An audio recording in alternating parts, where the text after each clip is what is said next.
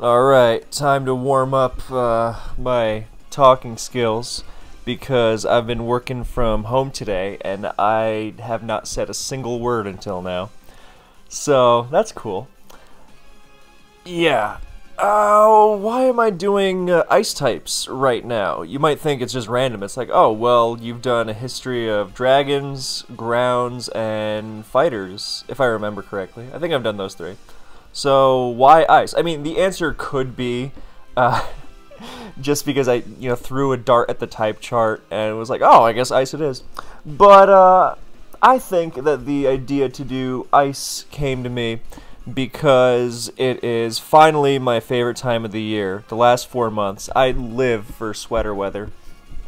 And it was partially that, and partially the fact that when it comes to dragons and grounds and fighters, those are all very, aggressive, masculine types. By and large, obviously. I'm not saying there's not grace or anything like that to those Pokemon. I mean, one of the most famous dragons is Latias, after all. But you get what I'm getting at. I generally wanted to switch it up a little bit.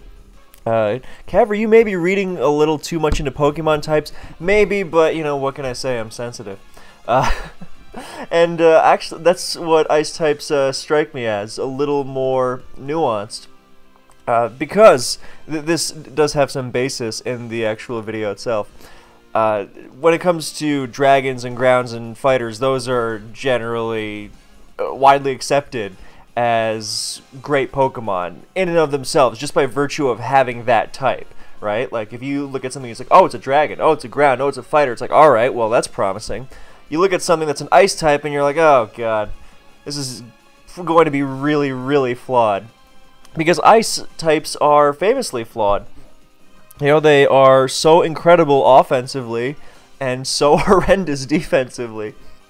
And I find that balance intriguing. Not that it's not intriguing with the other types, of course. With dragons, there's a lot more to them than just, spam the dragon move. And even with like grounds or something, well, grounds counter everything, and fighters are also really good. But I find the balance of, the power versus the frailty that you have to risk in order to get the most out of that power, I find that really pronounced in the ice type. And I like that kind of delicate sensibility. I think it's very interesting. So, yeah, that's why we're doing the ice types today. All that confluence of factors. So, yeah, because ice types, to get the most out of them, well, first of all, ice types obviously have a lot of differential between them. Like Jinx is not the same Pokemon as Cloyster, for example. But their shared weaknesses do definitely have the same kind of running motif. I mean, obviously, right? But not just in the sense of, oh, well, they're all weak to fire and stuff. Because Cloyster's not even weak to fire, but it may as well be. Special fire, anyway. Which all fire is in the first 3 generations.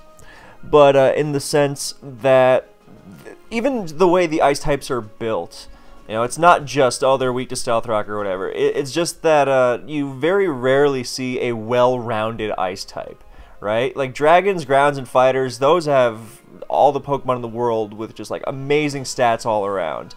Whereas ice types are kind of extremes. And even the ones that aren't extremes, then they tend to specialize in one thing, like Jinx, for example. Nothing about Jinx's stat spread is particularly outrageous. It's the details of Jinx that make it such an intriguing Pokemon. So, yeah, I like that kind of balance, and that's why we're delving into it.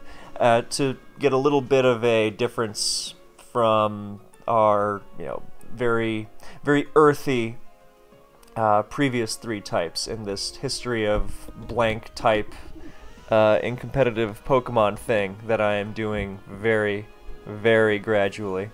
Kind of like I'm very, very gradually getting to the point of this video, but actually no, I've already gotten to the point of it, kind of. It's just that this replay is taking forever. Think of it like I love Arnold Schwarzenegger movies, right? They're a blast, of course, how could you not? But you can't always go with Schwarzenegger, right? Sometimes you gotta have the more sensitive side come out. Like my best friend, who keeps texting me, Ryan Gosling. He just invited me to karaoke this Sunday because it's one of our mutual friends' birthdays. Yeah, he's invaded my friend group too, but you know, he's nice, so it's okay. It's great timing because I was just reminded of a very relevant quote on why the French New Wave, from the mouth of one of the French New Wavers themselves, Truffaut, why they were so drawn to the films of Nicolas Ray. And Truffaut specifically said, yeah, we like this guy because the main characters in his movies weren't these, you know, macho, suave, cool men.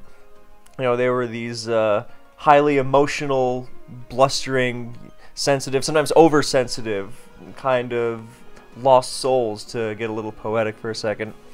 And we liked that. There was a very European sensibility to that, as opposed to the stereotypical American, just, you know, you gotta be super witty or super strong or super cool, whatever it is. So, I've only seen one Nicolas Ray movie, In a Lonely Place, and I thought it was great, but I have plans to delve into more of them soon, just like I have plans to delve into the team builder right now as we begin to explore the ice types. Yeah, that was all related. How did I weave that all together? Sometimes I wonder. But then I also wonder about the dumb stuff I do, so balance. So, Gen 1 ice types get off to a very dramatic start, most famously because freeze only goes till, you don't thaw out of a freeze you are dealt. You can if the opponent hits you with a fire move, or if they use haze, but nobody uses haze for anything because I don't even remember if haze does anything in Gen 1. I don't even know if it's like a stat remover.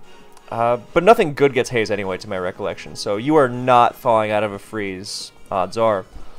So a lot of the ice type viability centers around not just having stab on those moves, Ice Beam and Blizzard, which dish out the freeze. It's not just that, but also in being immune to freeze themselves. You know, it's a very valuable niche in being able to, let's say that two Chansey are trying to freeze each other, or two Snorlax, or Snorlax and a Chansey, either way, then it's really, really valuable if you have that Jinx, or if you have that Cloyster, or if you have those rarer options of Lapras and Articuno, the 4 ices of RBY, then it's so good if you are able to pivot into that kind of thing. And just take away Ice Beam PP on that first turn. And then they will be more wary of spamming Ice Beam later on, because they know you can just absorb it with your Ice type. And that means that you don't have to deal with Ice Beam as much. So that kind of dynamic itself is already wonderful. Then you've got, of course, Ice Stab, which is fantastic when Exeggutor is one of the best, most common Pokemon. And one of the reasons it's so good is that it's so hard to hit it hard. And Stab Ice is one of the best ways you're going to get. You know, it's the best, most common way you're going to hit it for over half its health without exploding. Or a crit, obviously, but we're talking about direct, I know I can rely on this turn kind of stuff. So, the freeze dynamic is very much there, of course, but the ice types are more than just freeze dishing and blocking machines. So, if you watched the first replay and didn't just listen to me talk, which is fine, then you know where this might be going. But if you aren't watching and you're just listening, you are not missing out, I promise. So, the first replay had 2 Jinxes just going at it. And Jinx is one of the defining leads of RBY. And some players have used it in the mid-game or late-game, because the idea is that if you can pick and choose Jinx's spot as opposed to the blinder nature of leading off with it, then the effect is far more devastating. Especially because by the time you send it out, then it's going to be going up against a weakened team that's going to be far more ill-equipped to deal with it. and as opposed to, at the beginning of a game where you're trying to muscle your way through 6 100% Pokemon. But yeah, the basic idea is that Jinx is the best only Pokemon in the game with Sleep and Stab Ice, and it's definitely the scariest or most reliable Pokemon. Well, I guess saying Ice Beam Chansey definitely gives it a run for its money in this regard. That's part of why saying Ice Beam Chansey is so devastating. But the basic idea is that Jinx leads off games by lovely kissing, sleeping something, and then forcing that slept Pokemon out. And you can't just stay in on it, even if you have a Starmie.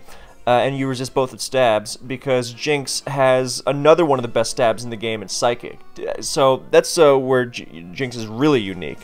Also, the fact that's another thing that separates it from Chansey. Chansey might not always be able to force out the Pokemon that it's just slept, especially if it's running that triple KO set of Sing, Ice Beam, and Counter. Which, incidentally, Jinx is very good for, because if you've got Rest, then you wall that Chansey forever. Especially once Sleep Clause is active and you control your own sleep, so it can't just sleep you and take advantage of you. You've got an awake Jinx that you can just chuck into that Chansey forever. It's wonderful. But yeah, the strength of Jinx is that it's got 2 of the best stabs in the game, with Psychic having a roughly 33% chance to lower the target's special. So even if you have that Starmie that resists both stabs, then you are not going to be able to stay in on it reliably. So that slept Pokemon is forced out, and then you have to start contending with its ice moves. People tend to like Blizzard because it blasts through Alakazam more reliably, but then again, Ice Beam has double PP and perfect accuracy. So if your aim is just to get that freeze, which it usually is, then I think more players have been turning to Ice Beam. But Blizzard is the standard, so we'll keep it here. But either way, it is a devastating prospect to go up against Jinx, potentially, because you get slept, and then if it freezes something afterwards, that's one of the most horrifying deficits in Pokemon. And, yeah, it's pretty simple. One of the nice things about having Jinx is, well, actually, no, it's not that you're going to be able to block it, unless you absorb the sleep with something else. Because if you absorb the sleep with your own Jinx, then the opposing Jinx is going to force you out with that special dropping Psychic. So yeah, Jinx can definitely get very nasty. And what's really nasty about it, remember that whole thing about Ice types blocking Freeze from other Ice moves? Well, that doesn't really work against Jinx, unless you've got a back Jinx, in which case you don't have that Jinx on Jinx scenario. But the most common Jinx on Jinx scenario is in the lead slot, where they both really, really hope they win that speed tie and hit that. Or if they don't win the speed tie, they hope the other player misses Lovely Kiss and they hit theirs. And if you win the speed tie, you hope you hit your Lovely Kiss, obviously. But yeah, remember those other Ice types, Cloyster, Articuno, and Lapras? Yeah, none of them are really very eager to switch into Jinx because it's Psychic. Well, Articuno doesn't take that much damage from Jinx, but it's also completely walled by it. The only thing Articuno can do to Jinx is Hyper Beam, and also Articuno is a late game sweeper. You do not want to switch your late game sweeper into a Pokemon that walls it early in the game. And you definitely don't, if you have Articuno in early in the game, you don't want to go launching Hyper Beam. That's not what Articuno's strength is. So yeah, and Cloyster, no chance for switching into Psychic. That's an ugly, ugly idea. And Lapras, obviously, Lapras is not terribly off, but it's also, where's Lapras? Did I just scroll past it in OU? Did Lapras fall to NU or something? That's insane. Or is it like B? Oh, it's BL. Okay, that makes a lot more sense. Yeah, Lapras does not take a million damage from Jinx's Psychic because it's got great HP and good special, but it also doesn't really hurt it back too badly. Thunder, like Body Slam, if you got Body Slam Lapras, then like, okay, but first of all, Body Slam Lapras is not as good as it was, as it used to be, but when Body Slam still used to paralyze normal types. Now it's, it's like a little bit of chip damage on Chansey is nice, but it's just generally not the most reliable. And even then, you don't threaten Jinx enough. You don't sit on Jinx well enough to switch into it, and you don't threaten Jinx enough to force it out. So, especially because you're slower. So it's this very, very unpleasant combination of getting hit by Psychic that deals a lot of damage and not really doing much in return. So yeah, point being, you will have to switch a non-ice type into Jinx and start risking that freeze. And obviously that gets very uncomfortable very, very quickly. So yeah, Jinx can very quickly rip open the entire game.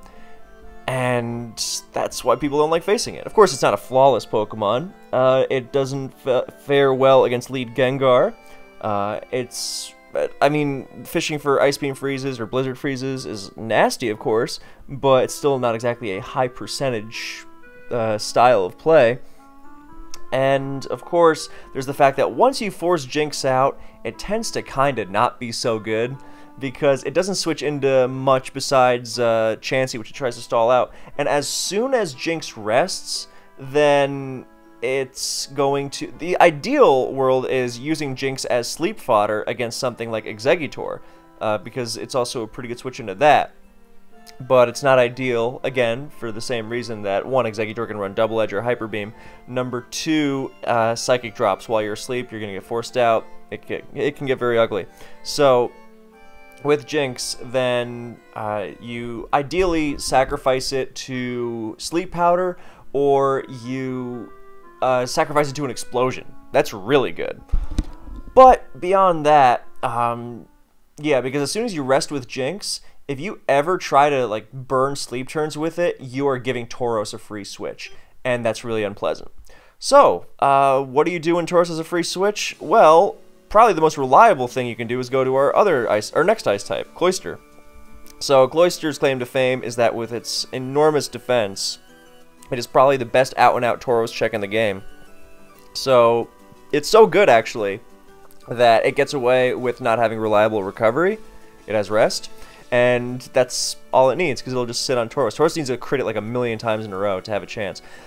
Cloyster is so good against Tauros that they started running Thunderbolt Tauros for it.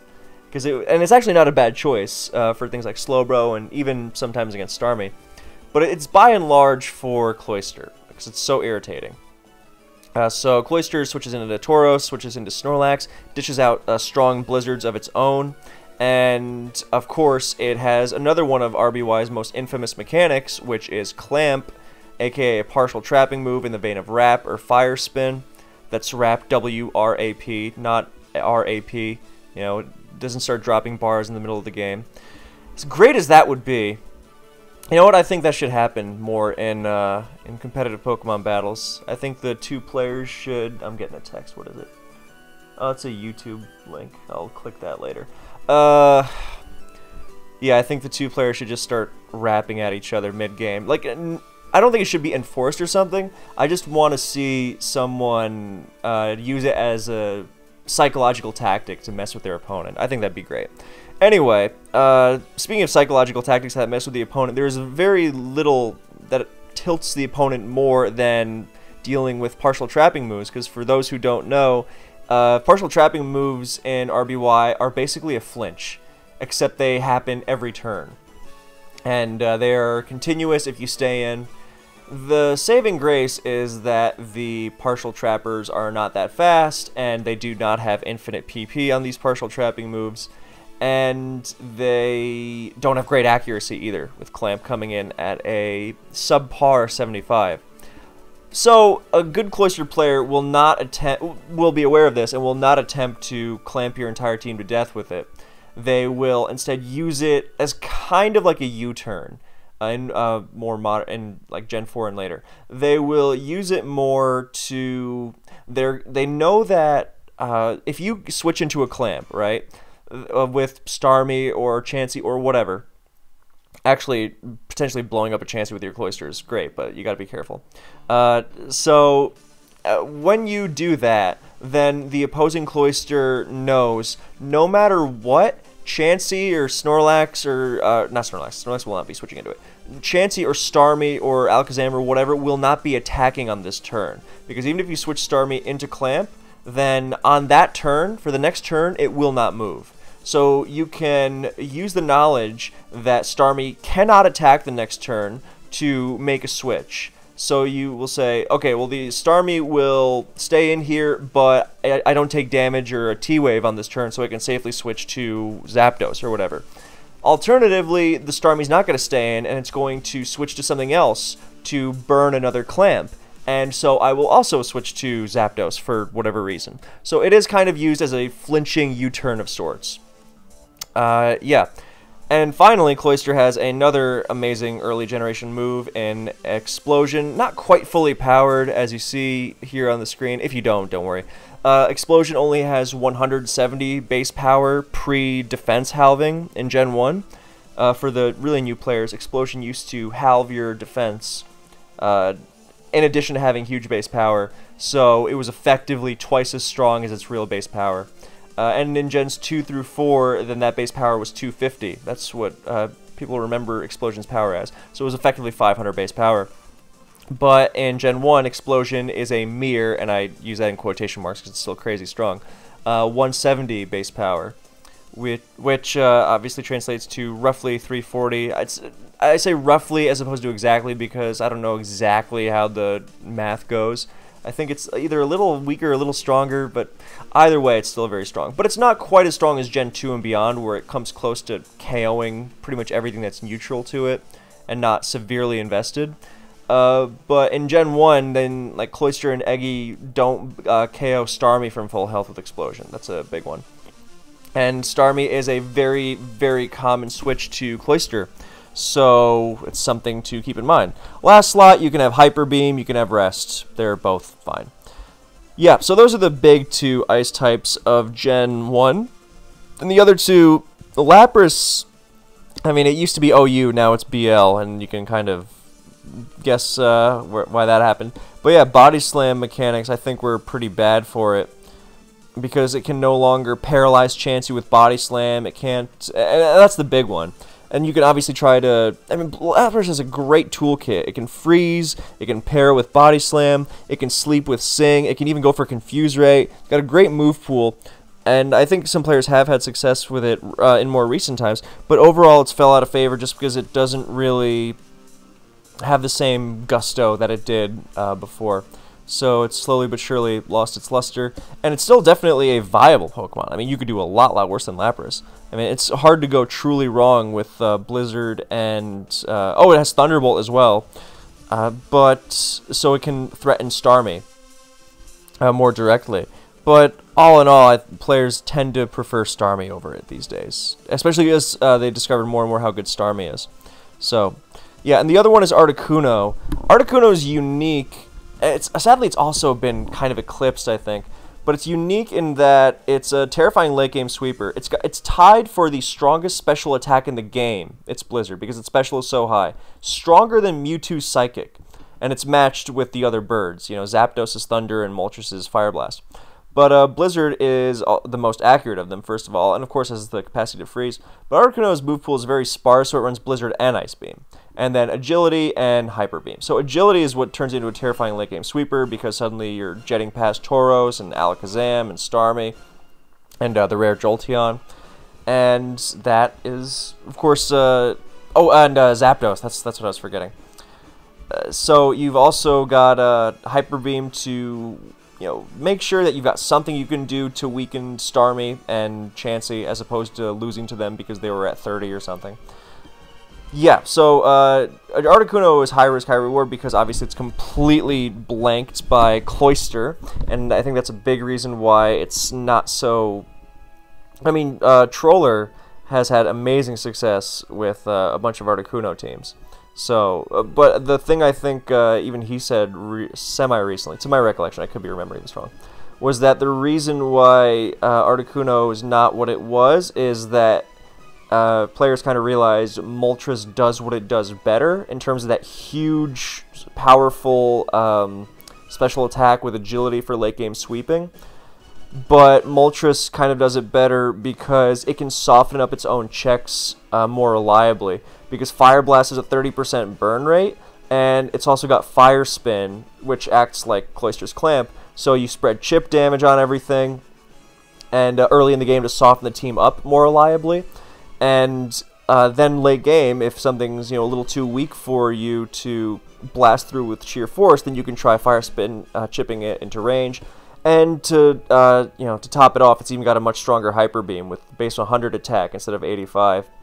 So and of course there's no immunity to the status effect it wants to dish out. I mean, other Moltres obviously, but there's no Pokemon that really out and out ruins Moltres as hard as Cloyster ruins Articuno. And with how popular Cloyster is, then it makes using Articuno a tougher proposition. Now, I mean, this doesn't mean that Articuno is unviable. Far from it. I mean, we just mentioned T-Bolt Tauros, right? So, oh, look at that. My Tauros T-Bolted the Cloyster, and now my Articuno's going to go crazy. But it's a harder proposition than it was before, is the summation. But, yeah, Articuno is still crazy threatening. I mean, you gotta... It's not as able to brute force its way through checks as easily as Moltres as well, because the lack of a Fire Spin type move really hurts it in that regard. And the way that if it comes across an Ice type, it can't freeze its way through, whereas Moltres burns and Fire Spins through everything.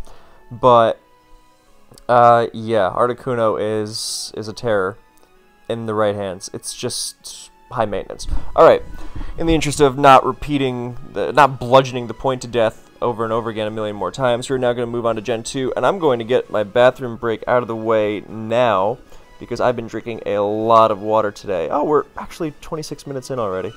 Oh, cool. Alright, BRB.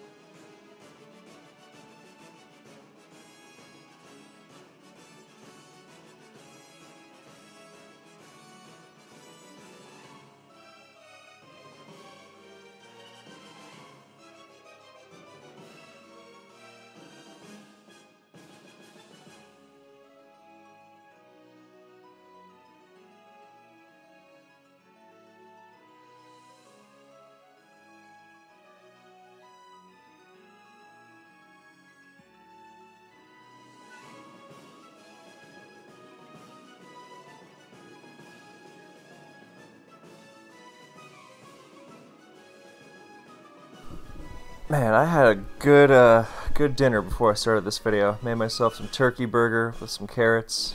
Delicious. Nutritious. So, Ice types, Gen 2. So the big one is obviously Cloyster.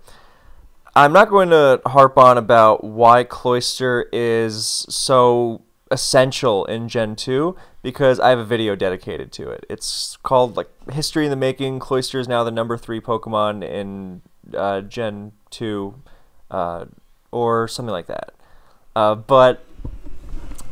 Yeah, so that's on the channel. So what I really want to go over is the way Cloyster's Ice typing in Gen 2 is really more of a hindrance to it than anything else. Like, really, there is nothing that Cloyster's Ice typing does for it positively in Gen 2. It really just makes it harder to use. Now, this might be a good thing because, honestly, the idea of a pure water Cloyster in Gen 2 is kind of insane. But its Ice typing gives it a quadruple resistance to water. To ice, sorry. So, cool. It doesn't really use this ever. And it Now, stab Ice Beam, sure, fine, but Cloyster very rarely finds room in its moveset for Ice Beam to begin with. And when it does use Ice Beam, it's really just to go for freezes, and not because it's offensively powerful, which it could do just as well without stab on the move. So, yeah, and even if that somehow did, I'm sure it would trade that in a heartbeat for not having the defensive flaws of being weak to rock and being weak to fighting and being neutral to fire. Yeah, those are kind of big. You know, for a physical walling Pokemon to not want to switch into, or such a physically defensive Pokemon, I should say, to not want to switch into, let's say, a Rock Slide from T-Tar, or be so afraid of Machamp's Cross Chop. You know, it's just not good. But there's also, I mean, look, Cloyster is so bulky in Gen 2 that it still lives. I mean, it takes 2 T-Tar Rock Slides nicely, and it's fast. You know, Cloyster's speed tier is really underappreciated. Even in Gen 1, it gets the jump on Exeggutor. Should have mentioned that. But in Gen 2, it also it gets that, but that also means getting the jump on Machamp, who is relevant now and just as fast as Exeggutor. It's faster than Vaporeon. Yeah, and you know, this is great because Cloyster lives so much and has that great boom. And so also relevant to Gen 1 that I skipped over is that one of the reasons Cloyster has such a great explosion is not just that it has a good natural attack style, although it does, but its Stab Blizzard really makes rock resists not want to switch in. And in Gen 1, that's, you know, Rhydon, Golem, occasionally Gengar. You know, Gengar is the most secure of those, but Gengar has its own set of issues, you know, not being able to be slapped on every kind of team, not having much in terms of longevity because it likes blowing up. So it's very easy to get a good boom target. And Gen 2 Cloyster is even better in this regard because it's using Surf as its stab more often than not. But yeah, Cloyster's so bulky that it takes a +1 Machamp Cross Chop from full health, which is kind of insane. But yeah, it would love to just not be weak to that move at all. Yeah, and it doesn't really, in terms of blocking freeze, Cloyster doesn't really do that in Gen 2. Because the primary dishers of freeze are all Pokemon that Cloyster does not really want anything to do with. One of them is Jinx, who is a terror, of course, and the other two big dishers of freeze in Gen 2 are not even ice types, but they also carry, you know, electric moves. Gengar and Nidoking. They are commonly paired with Jinx to just overload the opponent with freeze changes as much as they get. So yeah, that ice typing in Cloyster does not really do anything for it, considering how badly it's eviscerated by them. The most it does, I guess, is force Jinx to use Psychic instead of going with mono ice sets more often. But I mean, even that's not that much of a deterrent, because Cloyster is the easiest Pokemon in the game to lure in and mess up. So if that's really your goal, you're gonna make. If your goal is to face Jinx against a team that does not have a Cloyster, then it's very easy to make that happen in the battle. So. Or a Cloyster that can't switch into it repeatedly, like if it's toxic or something, then, yeah. Not that it's even going to try until your moveset is revealed anyway, and at that point, then, yeah. So Jinx is the other big ice of Gen 2. You've also got Piloswine. Piloswine's been tried before, because its typing is kind of adroit, makes it kind of, I'm trying to say like 16 words at the same time. It makes it pretty adept at switching into most variants of Gengar and Nidoking, the common variants. Like, yeah, Nidoking can run Fire Blast, but usually doesn't because, you know, it doesn't need to blast Fortress that badly. Heracross is not very common or not that great, honestly. So most of the time you are going to be dealing with it just fine. And, excuse me, Piloswine also deals with Gengar quite well. It's immune to freeze. Which is amazing, first of all. Gengar very rarely runs Fire Punch, and Dynamic Punch doesn't mortally threaten it, and HP Water Gengar kind of sours this whole thing. But the idea of Piloswine is that it can threaten freezes itself with Ice Beam, and its Earthquake actually hits Nidoking. Sorry, it hits harder than Nidoking. So you actually threaten Snorlax quite decently. It's because it's got base 100. And you're also a good check to both electrics. who run HP Water much more rarely. So yeah, Piloswine is in theory a cool counter to the Electrics and Gengar and Nidoking, who it eats up with its bulk. But in practice, it's just very difficult to fit on a team. I think that it has some merit, but it's been traditionally tried on stall teams, and it's really difficult to justify there. If you try like a more bulky offense team and used Piloswine where you might otherwise use a Nidoking, for example, then that might be of a greater interest. But yeah, so Jynx is the main other ice type, though. Like, some players have used Articuno on stall, but it really is just a blank Jynx. And it's still not that great because it pretty much just sits and tries to stall everything out. Can my music play, please? Yes, there we go. Okay, so Jynx. Well, I have another video on this one, actually, because it was such a seismic shift in how GSC was played. So I won't harp on about it too much. But Jynx does the same thing, sleeps something, and... Well, the Jynx is more direct in how it threatens things now. Because before, it threatened things almost exclusively through special drops and Ice Beam, or Blizzard or Ice Beam freezes.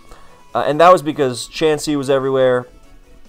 But now, with GSC offense being so common, you've got a lot of Pokemon that don't take Jynx's hits well. Also, the fact that the special stat has been split in two, and Jynx's decent special stat was, I think it... What was the base special stat? 85, I think?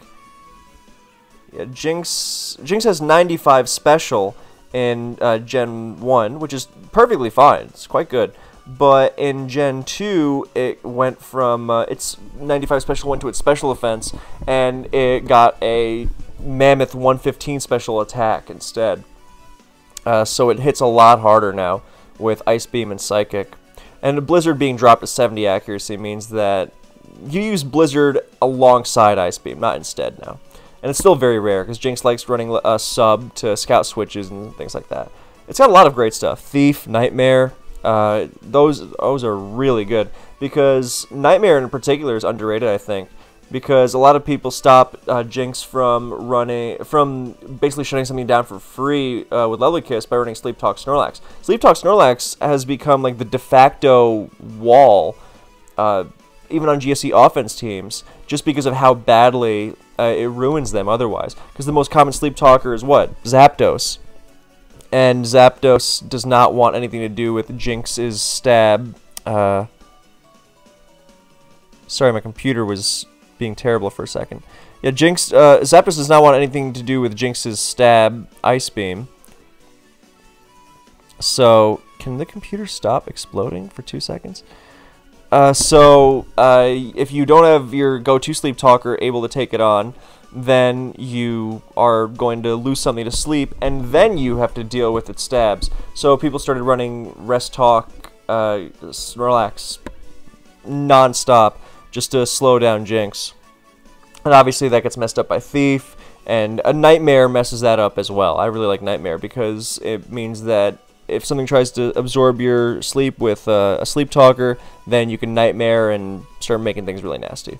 So, but Jynx also makes things really nasty, not just because it naturally threatens so many Pokemon through super effective coverage and great power, like your offensive staples, your Zapdos, Cloyster, Machamp, Exeggutor, Vaporeon, Steelix, Nidoking, Gengar, all those kinds of pokes, they're trashed by Jynx. It doesn't just do that, but of course if you try to slow the game down and wall Jynx, then you might have something like Vaporeon, which is also rare, but or an Umbreon or something like that. But Jynx gets a lot of opportunities. You have to play well with it, but it will get a lot of opportunities just by virtue of how much it threatens out to spam Psychics and not double edges, and Ice Beams. And just one freeze. There's only a 10% defrost rate in Gen 2. Sorry, it jumps to 20% in Gen 3, which is still not great, but 10% is just pitiful. And Psychic drops, those can get really nasty too, even though they're just 10% for special defense and not 33 like in Gen 1. they can still be really, really nasty because teams do not have like a million Jinx pivots. So it's forcing out your one Jinx answer and making you have to switch to another Jinx answer to try and recover from the drop, and, God forbid the freeze. And then that gets really ugly really fast. So Jinx is, by and large, the reason why Freeze Claws was randomly taken out of the game at some point during the Shift to Showdown, and nobody really noticed it. And then players started using teams specifically aimed to get as many freezes as possible, and this was largely possible, or a viable strategy due to Jinx. Not just because Gengar and Nidoking were such great pairings, obviously, but Jinx made it. Jinx in and of itself would regularly threaten 2 freezes a game. So it was like, yeah, we need Freeze Claws back in this because of that. So yeah, one of the nice things Jinx does defensively, because its defensive profile is nearly nil, but it does stop you from getting frozen by other Jinx. Ain't that grand? Yeah, Gen 3. Alright, so we've got Cloyster and Jinx once again in Gen 3. Now, Cloyster is even more horrified by its ice typing, because it means it doesn't resist Metagross's Meteor Mash. But Cloyster is interesting still because it is a spiker that is not afraid of Magneton, unlike Skarmory and Forretress. And unlike Smeargle, it does not have, or Glalie, then it does not have absolutely 0 longevity. Now, make no mistake, Cloyster is famously short-lived. It's really, really not. It gets worn down very quickly in the Sand Spikes environment, and the fact that its HP stat is so low, and there are no more max EVs in Gen 3, so it's not as bulky as it would like. But it does generally get the job done for fast-paced offense teams that don't want to get messed up by Mag, and it also contributes to the offense directly itself because of its explosion, and it's got a pretty good explosion because it's got 2 stabs, which hits normal resist quite well. So, like, people will regularly switch Tyranitar into Cloyster in advance because there just aren't good options. So yeah, the Cloyster is pretty simple in this regard. Then there's Jinx, which is rare, but some players like it as a go-for-broke lead on special offense teams, just because it's very difficult to make something happen with a mid-game because its defensive utility, I can't stress enough, is just terrible. But it does do some potentially nasty things against slower leads, and it does have a great speed stat, so that many leads are slower. Sleeps something and then starts bashing away at things with its good special attack. It hits even harder now with the lack of EV, so not everything is going to have maxed out special bulk. It can do nasty things like Thief and Taunt to mess with Blissey, but it really is supposed to sleep something and then damage something else to bring like Blissey or T-Tar or whatever into Dugtrio range for the benefit of its special attacking teammates. Now, the other ice type in Gen 3, the first pure ice type in this video, I think, is going to be Regice. Well, Articuno does technically have a niche in Gen 3, but it's very, very specific. It's got Heal Bell, which is great, and it's got Pressure, it's got some good typing, it's got Haze, so it can mess with bulky Suicunes, but it is mostly a pressure stalling machine, but it's mostly on very specific Superman stall teams that just aim to hover above spikes and stall everything out, take the game very slowly. So it is not going to be the most consistent choice. Regice, on the other hand, also famously flawed because weak to sand and spikes and doesn't have recovery, and it's very, very slow. So the problem is that it's a hit taker without any longevity, and it doesn't have. It's got one of the worst speed stats in the tier. But it's got a lot of really good traits to make up for it. It's got a strong stab Ice Beam, that's good, and it's got Thunderbolt, so you can't just throw a water type into it freely. It's got Explosion. Now, its attack stat is pathetic, so you're not just going to be blowing up on things, and that's it. There they go. But it's good enough because you're trying to hit Blissey, who also has a pathetic defense stat. And, of course, Regice loves being paired with Dugtrio. Not necessarily, but historically that has been Regice's go-to pairing. So, it's got that going for it. Sorry, let me just find it in the team builder here. It used to be an OU Pokemon when Gen 3 was the main gen, but it became BL a few years ago because it is just so frustratingly inconsistent. Because it's got those flaws I just mentioned, not to mention the fact that That ice typing, I mean, it's being weak to Rock Slide, and fire moves on the special side, and Brick Break, and Focus Punch. It just, to say nothing of its natural longevity issues. So it is not a true OU Pokemon anymore. It's just not so easily slapped on a team. But it's got its good points, because obviously it takes special hits like nothing. So you just can't do it forever because of the other issues. But if you can use those, you take nothing from a Zapdos Thunderbolt, and then you put pressure on the opponent. Because water types don't really like switching into it, and ground types generally don't like switching into it because of Stab Ice, so it's a pretty good user of Thunder Wave. So yeah, Metagross takes hits from Regice pretty well, but you also can paralyze it, and that can be very irritating for the Metagross user. And there's of course also the option of running HP Fire on your Regice, because that not only hits Metagross harder, but also utterly ruins Fortress, which would otherwise really take advantage of you. Some players have even run Thunder on their Regice just because it's so frustratingly weak with that. When it's not using Ice Beam, then its T-Bolt can be a little weak. You know, against Starmie and stuff, it's fine, but like against specially defensive Skarmory and like Milotic, it's just frustratingly weak. So with Thunder, you really put a charge in things, and using Regice is kind of high risk, high reward anyway, so you may as well go for it. And if you run Thunder, then you can still get the paralysis on things because of the increased paralysis rate of 30%, so 21 with accuracy. So you can run Thunder and HP Fire and still potentially have the capacity to dish out paralysis on something you want paralyzed, like a T-Tar or whatever. Some players have run Focus Punch Regice, which, you know, not as reliable as Explosion in dealing with Blissey, but you kind of have it both ways. You run Focus Punch and Boom, so you Focus Punch the Blissey on the switch, and then you can blow up more reliably. But Focus Punch is really to just clean Tyranitar's clock. It's a tough choice to make, but Regice does have a lot of good options. I mean, players you see run Psych Up on it to copy the boost from opposing Calm Minders, but that's very unreliable, and for a number of reasons.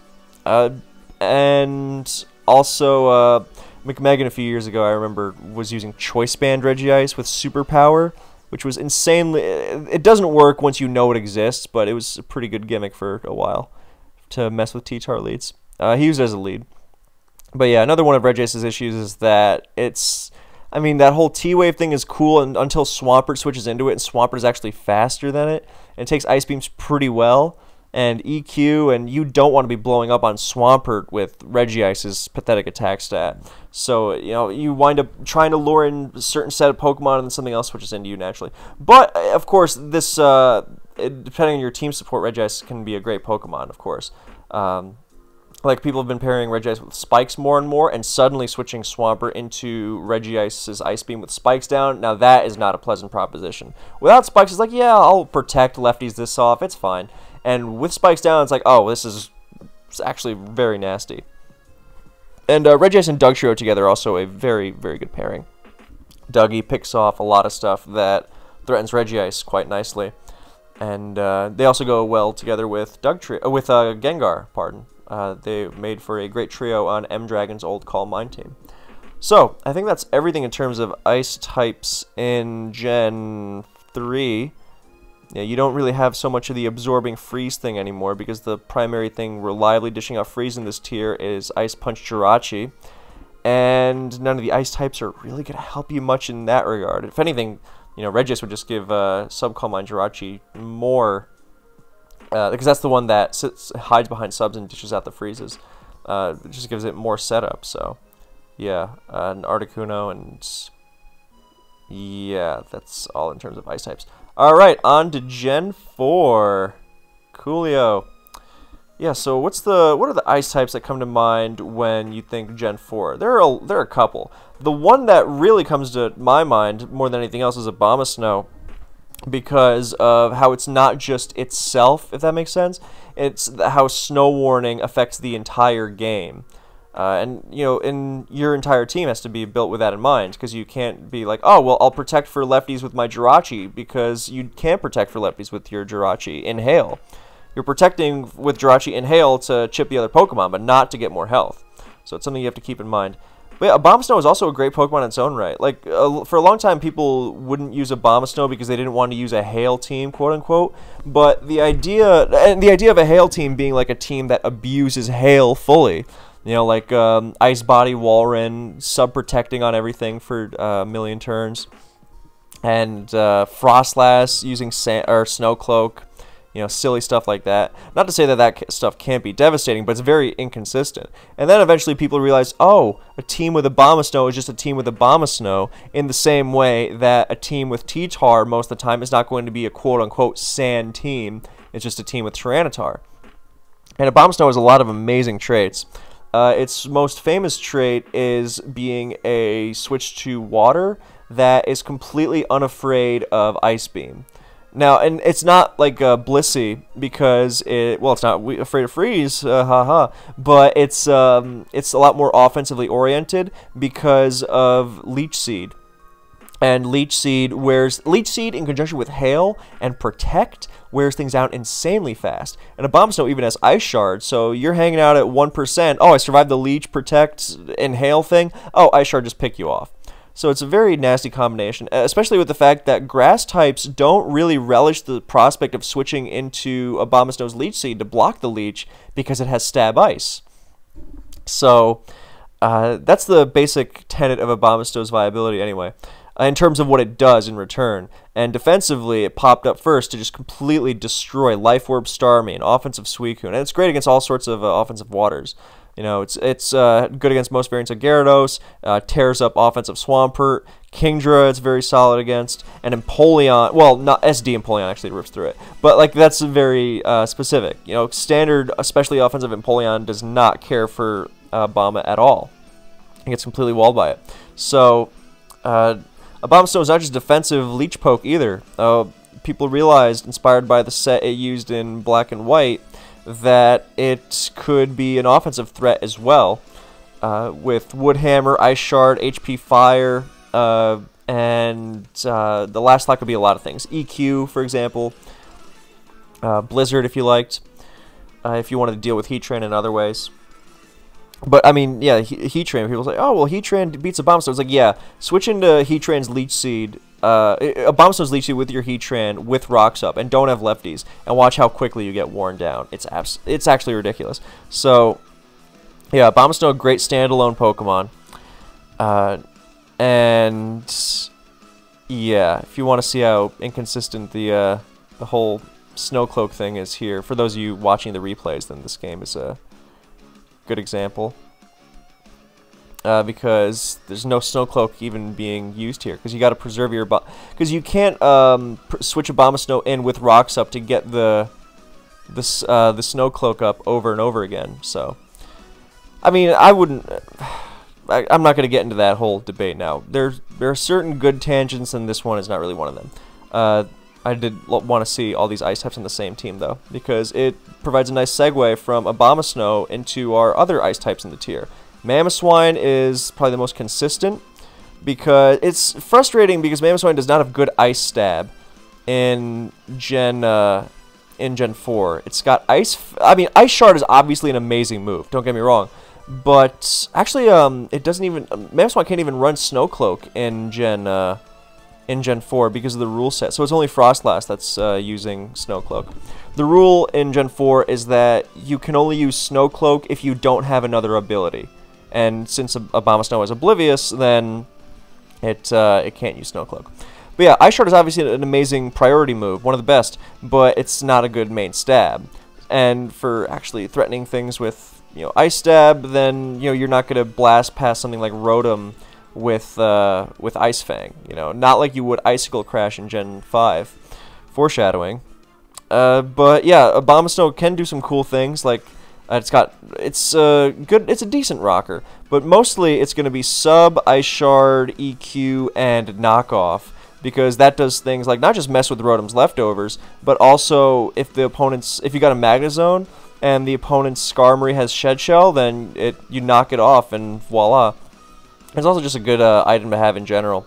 But the primary goal for Mamoswine is really to soften everything up for its massive EQs, or to be a good revenge killer to things like Gliscor and Dragonite and Flygon and Latias with its very powerful Ice Shard. But it's awkward to slot Mamoswine on a team, because its typing does not...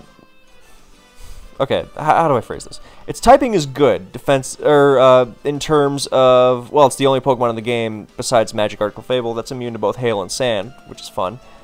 And it's an ice type not weak to Stealth Rock. That's amazing. But Mamoswine's actual defensive profile in terms of what does this really switch into does not really exist in DPP. So it's a little awkward in terms of slotting it in your team. Nothing that can't be maneuvered around for sure, and the rewards can be tremendous, but it does mean that you're not going to be slapping it on teams left and right. So, yeah. Other ice types. Weavile is famously bad because... How is Weavile still OU and not OU by technicality? That's crazy. Yeah, it's got great stab combination, but its stabs are just so weak. I mean, Ice Punch, Night Slash, come on. Its Stab Pursuit on such a fast Pokemon, amazing, love it. But it's also not that strong. Its Ice Shard is cool, but also not that strong. Its coverage is, I mean, low kick, it's just not quite enough. And it's so frail, and obviously rocks and all that stuff. Needs the power of Life Orb or Choice Band, but those just exacerbate its survivability issues even more, whether in terms of recoil or in terms of making it switch in and out even more. So yeah, it's just an ugly situation with Weavile. I mean, maybe one day someone will surprise someone with counter Sash Weavile lead, but that's really not good, so...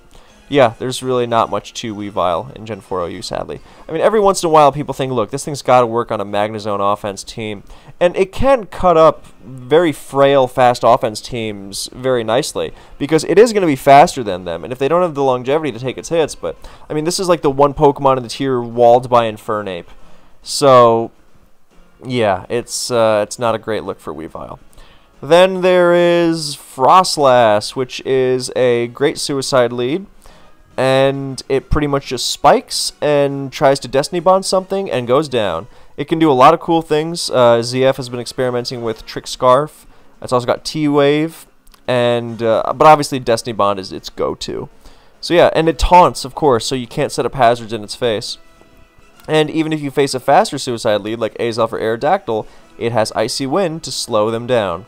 So yeah, that's pretty much Frostlass for you. It's very simple. It's one of the purest Pokemon in the game. You get spikes with it, and then you send your hard hitters in. You get up rocks very quickly afterwards, and then you just go to town. That's it.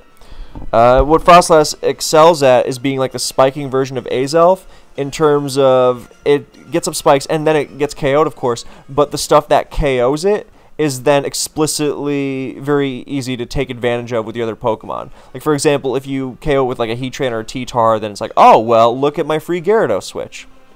Downside, of course, being that Gyarados really likes having rocks up for things like Zapdos, but that's where the rest of your team comes in. It's not the only way. That was just an example. And if Frostlass can spike and D-Bond, then, I mean, that's amazing. And if it can T-Wave, that's also great. So, lots of options for it.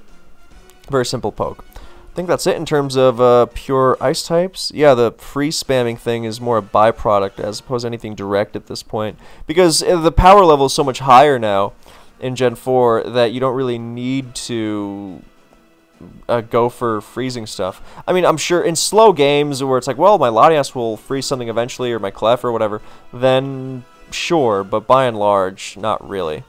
So, just making sure I'm not forgetting any. Yeah, sadly, Regice is not really a good ice type. Neither is Articuno. Frost is actually quite good in Ubers, funnily enough. Yeah, can't really... Unfortunately, Glaceon is more of a UU poke. And yeah, I guess Walrein in on dedicated Hail teams, so those are so unreliable because of Clef. Yeah, even the Leech Abomasnow sets, they used to be specially defensive, but they were specially defensive to deal with things like offensive Suicune. And with those being rarer, and you know, Abomasnow dealing with them even without bulk, then Obama went more adamant with its Leech sets, which lets it trash Clef with Woodhammer should it try to switch in. So, yeah, Gen 5. Oh boy, this is where it gets interesting. And so interesting, in fact, that I'm going to take another bathroom break. Okay, that makes sense with how much... I've been drinking water while talking, so, and it has been over half an hour, so... Once again, BRB, as you behold the fevers of this very, very intense team preview. This is a recent... For those of you not watching, the teams are Garchomp, Scizor, Starmie, Cloyster, Dragonite, Kyurem, Black versus Mamoswine, Jirachi, Starmie, Abomasnow, Dragonite, Cloyster. I think that covers every ice type in one battle. That wasn't even my intention. I just realized. That's great. Yeah, this was from a recent Black and White tournament game. Okay, BRB.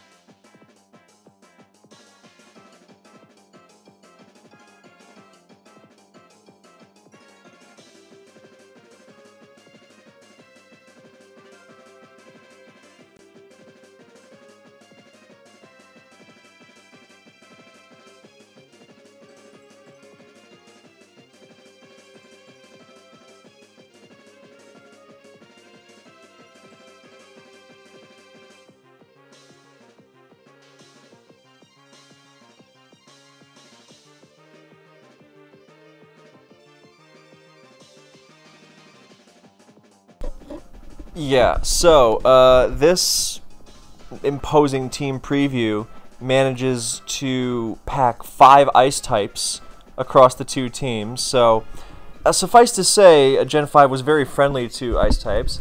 I mean, part of that was just an increase in dragon types, of course, or an increase in dragon type spam in Gen 5, with, and those are ice types as famous victims. Because, as soon as Ice Shard was introduced in Gen 4, then the Ice Sharders, Mamo and Weavile, they took on this anti-metagame quality. Oh, well, what stops Salamence after DD? It's only Ice Shard. Things like that, right? Oh, what stops Garchomp? Ice Shard, right? Well, obviously that can go very, very wrong with things like Yachi Berry, but that was specifically because of Ice Shard in a lot of cases. So yeah, Ice Shard was great, but Ice Shard was not the only thing. There were a lot of other factors. And that dragon thing is further supported by there being 4 dragon types across these 2 teams. Funnily enough, one side has 3 dragons, one of which is also ice, and the other just has 1. So, more ice types than dragon types in this game. That's kind of funny. Anyway, this game lasts about 2 seconds to my recollection. Well, 2 seconds, 10 turns. Point being that in ice... Well, Yachi Berry doesn't help there against the Abomasnow Blizzard, and then another ice type, Cloyster, comes in and rock blasts the Obama into oblivion.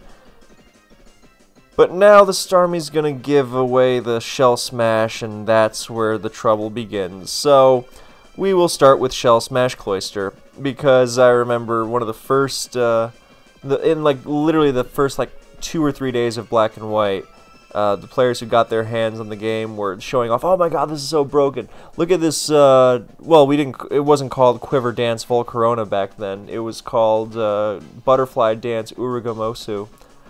But, yeah, one of the first videos Shofu uploaded, I remember, was him against 1104 LeBron or something. Yeah, just to maximize the nostalgia trip for those of you who were around back then. But I think, and he had a Shell Smash Cloyster, and back then it was called Shell Break, funnily enough. But yeah, it's like, look at this insane move that boosts literally everything. And yeah, Mamo comes in and takes it out, and then Kyurem comes in and takes out the Mamo and another dragon type. This replay just perfectly encapsulated the Ice Dragon dynamic and the Ice Journey in Gen 5. How hilarious. So yeah, Shell Smash Cloyster has been a subject of much controversy in Gen 5. especially as of late, because early on people were like, oh my god, +2 attack, special attack, and speed, this is absolutely insane. And it would have been fine with just the attack and speed, obviously. You know, the swords dance and the agility in the same turn, that's not crazy. I mean, who cares about the defense drop? People were using White Herb Cloister, and then they realized, oh, it doesn't really matter. But then, you know, Cloister was thought of as a noob trap for a while. And then later on, people realized that King's Rock activated on every hit, or had the potential to activate on every hit. So if you put King's Rock on an Icicle Spear Pokemon, or sorry, a Skilling Pokemon, like Cloister is, then you have an insanely high chance to flinch, or, I mean, crit and just kill something. So it was stupid broken, and even without that, then eventually it was discovered that ice, or gems, would also power up every hit of multi-hit moves. And this was great for Breloom, with Bullet Seed, of course, but it was even better for Shell Smash, Skilling, Cloister. And it was one of the overwhelming aspects of gems, or it was one of the preeminent examples of gems being overbearing that led to gems being banned from Gen 5 OU.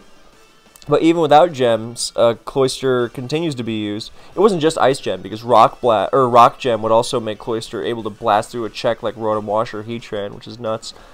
But yeah, either way, Cloister is so nasty in Gen 5 OU with the Shell Smash set, because a lot of sand balance teams, in efforts to be good against things like Latios and Rain, then they will find themselves without real ice resists. And that does not bode well for a Pokemon dishing out such insanely strong, fast Ice-type power. And that's pretty much that. And Cloister has been a staple of Hyper Offense for that exact reason.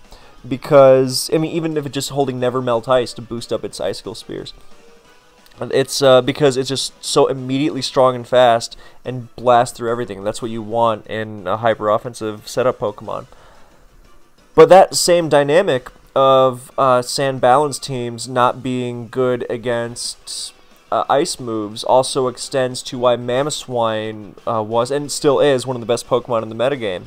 Because it finally... Well, first of all, Mamoswine, of course, was appreciated because, again, Ice Shard, more valuable than ever when you've got these insane dragons running around, like Latios and Garchomp, and even back in the days when Haxorus was killing things, pre-Kyurem Black. But you've also got the fact that it now has real Ice Stab and Icicle Crash, and it hits really, really hard. So suddenly, Skarmory is not going to be very good against it at all. It's constantly on the verge of death, especially with that nasty flinch rate. And, you know, whether it's Life Orb or Never Melt Ice or Choice Band or Metronome, because it spams Icicle Crash and EQ a lot repeatedly against opponents like Gastro or Reuniclus, so you can just boost the moves just by hitting them over and over. Or, you know, even if it's just like Leftovers or Choppleberry or something, Mamoswine can really do it all. It doesn't even need that power boost. And it has become a fixture on Rain and Sand alike for its unique talent in being able to rip apart opposing Sand. And Mamoswine even gets the wonderful, wonderful boost of the Thick Fat ability from the Dream World, which means that it gains a Fire and Ice resistance. Which is, well, the fire resistance, what it really does is make it neutral to fire, which doesn't come into play too often, but can be valuable for sure. And in fact, in Rain, it actually resists fire, so, you know, even better. But I mean, in Rain, you're already, you know, not too concerned with fire in the first place. And the ice resist doesn't really wind up being too insane in the first place. The most it does is really let it completely stuff Bolt Beam Thunderous Therian. But it's a nice little bonus more than anything else. You know, the primary Pokemon whose Ice Beams it would want to resist Kyurem Black, because it also resists Fusion Bolt, it doesn't actually resist because Kyurem Black's Terra Volt nullifies Thick Fat, funnily enough. But I guess it also lets it completely sit on something like Bolt Beam Reuniclus, but that's niche anyway. Or that's going to be dealt with anyway. So, yeah, Mamoswine, really strong, and Killer of Sand. And that's its go-to thing, and it shares that with Cloister. So what about the others? Well, regular Kyurem was used a little in Black and White 1, but it wasn't really, you know, never really took off. Even once, Sub-Roost was fairly popular actually for a time in Black and White 2 because it was good against Sand. It was actually stronger than Kyurem Black because the Sub-Roost set would use Ice Beam and Earth Power, and regular Kyurem has higher special attack than Black Kyurem. And it does not, sorry, I just got confused by the music, and I was like, what is this song trying to tell me? Anyway, Kyurem Black was still used with the subset in Black and White 2, but it would be more for 3 attacks, for Fusion Bolt. And then regular Kyurem started being phased out of usage. I mean, Specs was used sometimes because it hits really hard. It's got the same special attack as Latios, but there's nothing really prodding it to use a plus speed nature, so it can use Modest. But it has that awkward typing where, again, the ice, the defensive flaws of ice just make it so much harder to use than if it was a pure dragon. I mean, don't get me wrong, the ice stab is really nasty. Look at Ubers, where Kyurem White runs ice beam, just cuts through everything. But in Gen 5 OU, then Mamoswine tends to be better for pure ice spam because it's rocks neutral and sand immune, and Kyurem is rocks weak and sand affected. If you are going to use a choiced Kyurem, you're going to be using choiced Kyurem Black, whose Outrage is just unbelievably strong, and it is a fixture on Dragmag for that reason. Of course, other Kyurem sets can be used on Hyper Offense as well, because it's not just strong, has great super effective coverage, but it's also very naturally bulky. I mean, in this game we saw Scarf Kyurem, I believe. But it also could have been... Actually, I guess it didn't necessarily have to be Scarf. I'm just naturally assuming it is as the cleanup. But I suppose it could be like Focus Sash or Chobble or something. But, yeah, some people wanted to ban Kyurem Black. Shouldn't have been unbanned in the first place. Had to get that in there. But yeah, Kyurem B can do a lot of cool stuff in terms of mixed, but Choice Band has definitely been its go-to. Mixed, Scarf, definitely possible though.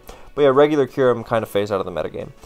Abomasnow, yeah, like pure Hail teams never really caught on in terms of being on par with the other weathers in Gen 5. Just because the abusers aren't as good. I mean, you get a more accurate Blizzard, okay, that's not really going to make too much of a difference in the same, at least on the same scale that the other weather abusers would, and their boosts would. Sorry, I just got another text, and this one's really starting to annoy me, actually. But it's important. It's a... Good lord. Anyway. Sorry, that anyway was really aggressive, but... Yeah. Also... Never mind. I'm zen. So, yeah, people started using Obama. I mean, earlier I mentioned people using mixed Obama. I remember Ice Shard, Blizzard, HP Fire with Protect to break up Volturn teams in Black and White 1. And alongside Expert Belt. That actually was the inspiration for more offensive Abomasnows being used in OU and Gen 4. But it wasn't really... And that was really just used on otherwise, quote-unquote, normal teams, as opposed to dedicated Hail teams. There were, like, Stunt had this dedicated Hail team. It was crazy. It had Sash Mamo. But it was, and, like, Tentacruel and Sub Chandelure. But it was generally very rare. Other than him and White Queen spamming Hail, then you weren't going to see real Hail teams. And for that reason, it was very rare. And then again, in more recent years, people have begun using Abomasnow on Hyper Offense, specifically because Hyper Offense is terrified of rain. Rain is like the #1 thing keeping Hyper Offense from ripping everything apart. And when you have Abomasnow on your Hyper Offense team, then you have a good anti-rain Pokemon. Not just because Abomasnow threatens rain teams quite nicely, but sorry, I'm just thinking about that text that really annoyed me. It's annoying me because it's something that the person should know already, and because it's being sent to me very, very late. Anyway. Yeah. So people are using Abomasnow and Hyper Offense teams to mess with rain teams. And obviously it can be good against sand because Abomasnow is naturally threatening with its good stab combination alongside EQ, HP Fire, high-powered stabs. You know, Woodhammer and Blizzard both hitting very hard. The speed of Ice... The priority, I should say, of Ice Shard. So it can be quite good there, especially if you give it a Focus Sash and make revenge killing it a tougher tactic, so you can't just, you know, outspeed it and KO it with Keldeo or something. So, but it can also effectively wield an Expert Belt. Because a Woodhammer and Focus Sash are not the most intuitive. So, it depends on how you want to run it. So, But then again, if T-Tar is going to come in and cut off your focus sash anyway, then you're going to lose this. You're going to lose it, so you may as well run Woodhammer. So it depends. I think Woodhammer and sash could go together, but you got to be careful about using it. But if you're mostly going to use it in matchups against T-Tar, then I could see. Well, no, it's your move against Keldeo too. So I don't know, Choppleberry. I don't know. Getting caught up in the details when the details are not the important part. It's more the overview of how Abomasnow fits in. And these Hyper Offense teams really have no issue stacking ice types, and I mean, they make themselves very vulnerable to things like Keldeo, but they do it just to overwhelm the sand balances that are the dominant, one of the dominant forces in Gen 5. And yeah, that's pretty much that. All right, Gen 6.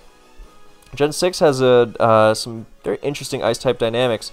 The most famous, of course, is Weavile gaining buffed not just because of this stronger power, but Steel no longer resists it. So rather than having two stabs both resisted by Steel, then you now no longer are able. Well, Ferrothorn just switching to beat up for those not watching, and yeah, that would not fly for Weavile pre-Gen 6, but you know, once Steel was nerfed, then I think Steel could have lost the resist to Ghost, but the one to Dark, I'm not such a fan of.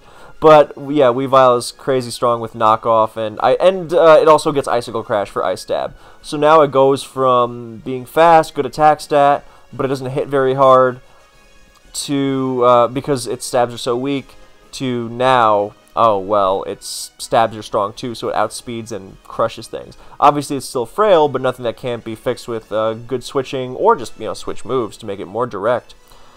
So yeah, it is an insanely threatening Pokemon. And started out using Life Orb, and then with Choice Band, then its immediacy was increased because both its stabs are so spammable. I mean, sometimes people wonder, why would you use Choice Band on something like Mamoswine in Gen 5 or Weavile in Gen 6 when it's so good at switching moves? But the thing is that both its moves are so spammable, especially Ice in the case of Gen 5 Mamo, and Dark in the case of Gen 6 Weavile, that you really just don't want to be taking Life Orb Recoil, especially not on a Rocks Weak Pokemon like Weavile is. You just want to be doing as much immediate damage as possible, because that also increases the Pokemon you can threaten out immediately. And it also gives you a boost to Pursuit, which makes you a great trapper. And of course, you even have a strong Ice Shard, which is wonderful. But that's really like not to say that Ice Shard isn't useful on Weavile, but it's so good that it's like the last thing you think about when you think about Weavile. It's like, oh yeah, I can also Ice Shard things at 10%. But the other, even if Weavile didn't have Ice Shard, it would still be absolutely incredible. So yeah, Band Weavile is really the go-to. Mamo gets Freeze Dry. It was tried a little, but it wasn't really used too much. Kyurem, it was okay. But Kyurem Black was really the star for most of Gen 6 as opposed to base Kyurem. And even now, really, like Specs Kyurem regular definitely had its time because of how strong Ice Beam is. You know, you think you can beat it with Clef, and then it just overwhelms you through sheer power. But Kyurem Black, the higher defense is great for sure. But you've also got a really nasty mix set, which just can hit everything super effectively and is really hard to take out in return. So those are, yeah, the ices are fairly simple in Gen 6, because you've got, you don't really have much else. I mean, nobody's really using Mega Glalie. That's a CTC/Blunder special in Gen 7. But just making sure I'm not really missing anything. It really is just mostly the Weavile show, with an occasional appearance by Kyurem Black. And Kyurem Black has the problem of not really having a satisfactory moveset, so you always have to get kind of specific with it, and the stuff that's specific is always tough to make work on a more consistent basis than something like Weavile, which can run the same set every time to no detriment of its own. So, yeah. By and large, that's it. The other ice presence is things like Ice Beams, Freezing, Calm Mind, Clefs, and Reunicluses. Yeah, and then Gen 7, which for those uninitiated with these videos is usually where I cut these off, because I know Gen 8, but it's really where I start to lose interest.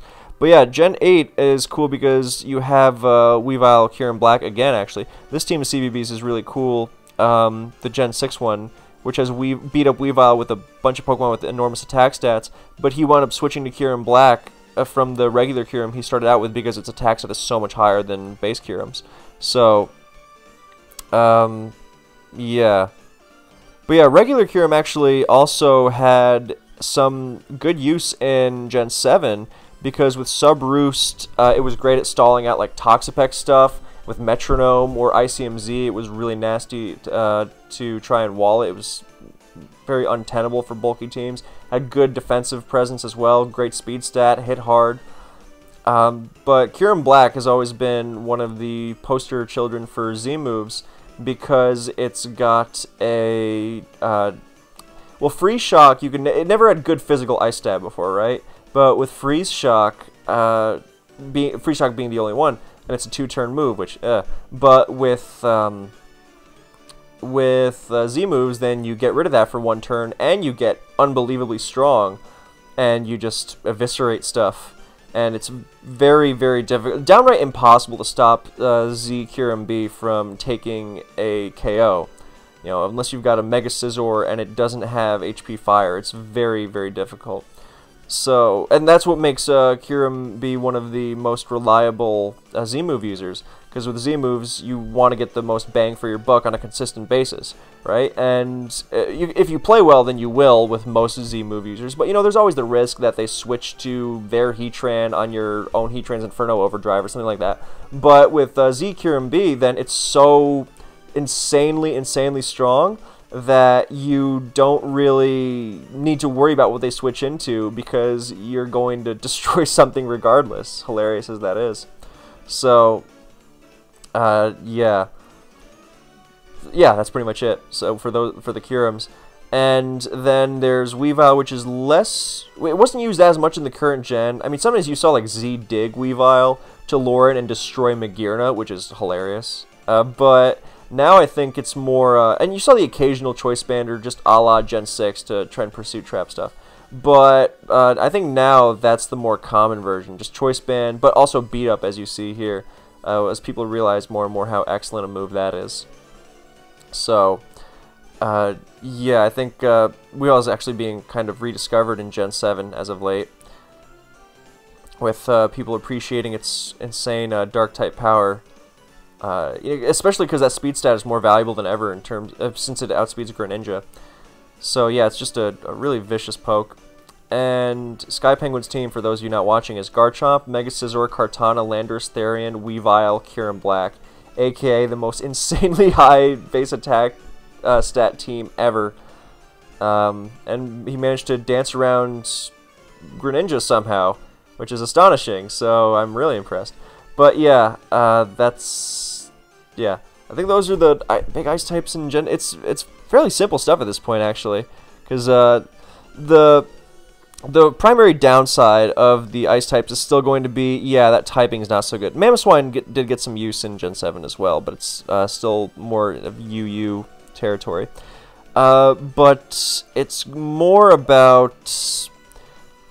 Well, with how, actually in Gen 7, the Kyurems and Weavile got a big boost, especially in Ultra Sun and Moon, when everything got defog, because that's when that makes it even easier to compensate for that weakness of theirs in particular, and also the fact that there are so many switch move users now.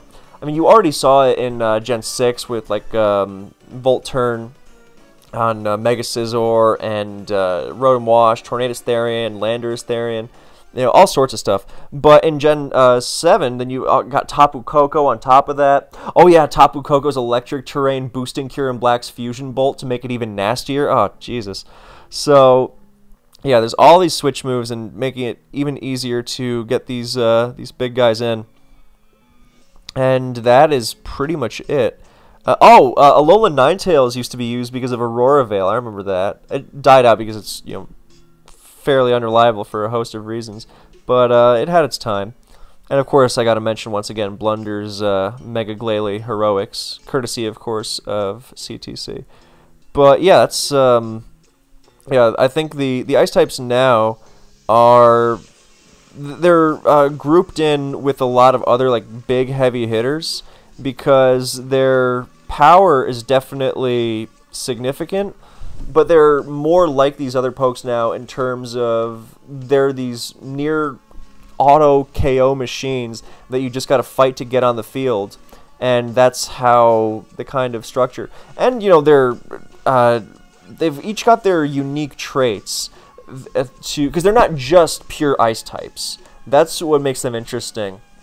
Like Regice, I think definitely suffered the most for being just an ice type. If it had whatever other type, well, maybe not. Actually, normal will give it stab explosion, so maybe not. But point being, if you give them another type, then you really help them overcome the flaws of the pure ice type. Like I'm sure Kieran Black would do okay, but no, actually no, I take it back. That fire neutrality is really important for it. So let's take that for example. With by being half dragon, Kieran Black gains because its ice stab is good enough for it to warrant use as excuse me. Its ice move is now good enough to warrant the stab, as opposed to Gen 5 when its choice band set was like, yeah, well, you could just be a pure dragon, it'd be much better. But with Free Shock into ICMZ and then the subsequent, Ice Beams as well, then that is enough to where, most of the time Kieran Black doesn't even run a dragon move, so it's definitely warranted. But that secondary dragon typing helps it fire neutrality, water resistance, grass resistance. In the replay shown, it's switching to Superior. That's really good, and being able to take Kartana's Leaf Blade is no joke either, especially because it's got such a great defense stat. So it's got great bulk, good speed, insane offenses, and that all comes together to overcome the flaws of its ice typing. Weavile, okay, yeah, frail for sure. That typing riddled with weaknesses, but dark typing also gives it a nice psychic immunity, and as we saw in Gen 8 in particular, I will mention quickly in Gen 8 that base Kyurem got banned for being absolutely insane with a number of sets, and Boots Weavile in particular, it's like, hey, look at when this thing switches in and out of battle, it is really insane when it doesn't have to deal with rocks. Actually, it's kind of a decent defensive profile. I mean, it deters Dragapult from shadow balling everything in sight, so Weavile is actually, that dark typing is really helpful there. And I mean, let's face it, would probably crumple to fighting moves anyway. The U-turn weakness it could do without, but, and it's worth it though, because that dark typing gives it its secondary stab, which is so vicious. And of course, it's got that unbelievable speed tier. So, it's these, the ice typing, generally, you have this very, very hefty balance between really going... Sorry, I'm once again stepping on my tongue because I've been yammering for an hour and a half. But you've really got to get past... Because Weavile... I'll give it a Gen 6 example to illustrate what I mean. Weavile is a good pursuit trapper, for sure. But it's contrasted with Tyranitar, right? If you want T-Tar to pursue that Lottie Twin, you just throw the Tyranitar in there. With Weavile, it is not nearly so simple, because it can be... I mean, T-Tar can still function even if it's been paralyzed, for example, right? But Weavile, it gets T-Waved, it's done. And it can't switch into many attacks. With Weavile, you got to get that on a double switch, or, I mean, this is why it's such a good pairing with switch moves. Or, I mean, best case, you pivot it on a Defog, or like a Psychic, or, an Ice Beam or something. But it's still not easy. And that is very much a consequence of not just its ice typing, of course, but the frailty that comes with it, because it's fast and strong, but also very, very frail. So, and speaking of, I guess I gotta give, since we mentioned Gen 8, we may as well mention Galarian Darmanitan. And I still can't believe that some people actually said that that thing was not broken. But, yeah, talk about strong, fast, ice-type power. That one, that was the most extreme example of all the stuff we've been talking about so far. So, that is pretty much it from me. Thank you so much for watching/listening. I hope this was useful or enjoyable or whatever for you. And yeah, let's see, what's my favorite ice type in competitive history? The one that most reflects the Nicholas Ray ideal, let's say. I'm gonna go with Gen 6 Weavile, because I really appreciate how much you can get out of it, but how wrong it can go you know, and with the Lottie's example just now, but even something like Icicle crashing your way through like a Clefable or something, that doesn't just happen. There's a lot to do to get it on the field and get everything positioned for that to be the case, and not to mention the fact that you have to contend with the Stealth Rock weakness far more in Gen 6 than in Gens 7 and 8. Because, you know, defog isn't everywhere. The defoggers are famously terrible, and, you know, spin isn't exactly easy either, so there's a lot of ways you can do it. Oh, yeah, oh, no, I'm thinking of Gen 7 Weavile. That stuff with the Sash Weavile alongside Magic Bounce Sableye. Some teams like that. Pretty dorky, but pretty good stuff for support of Volcarona kind of deal. Just to really enable the Weavile trapping effect. Anyway, yeah, Gen 6 Weavile is definitely the Nicholas Ray of competitive Pokemon. Don't read into it too much. Thank you for watching or listening, and I will see you in the next one.